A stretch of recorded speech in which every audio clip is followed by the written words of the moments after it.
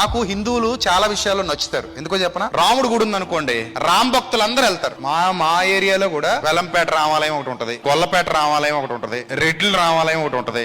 ఎవరు రామాలయంలో రాముడికి సంబంధించి నవమి జరిగిన ఇంకే కార్యక్రమాలు లేకపోతే వినాయకుడి విగ్రహాలు నిలబెట్టినా అందరూ వెళ్ళిపోతారు తప్ప ఇది పలానా వినాయకుడు, ఇది పలానా రాముడు అని అనుకోరు ఎవరు కూడా. కానీ క్రైస్తవ్యంలో ఎన్ని జబ్బులు ఉన్నాయంటే, ఈ సభ ఎవరిది? యేసు ప్రభుదే. కానీ ఆహా, మా యేసు ప్రభుదా కాదా? మీ యేసు ప్రభు కాదు, అది ఇంకొక యేసు ప్రభు. మరి నీ దగ్గర ఉన్న యేసు ప్రభు ఎవరు?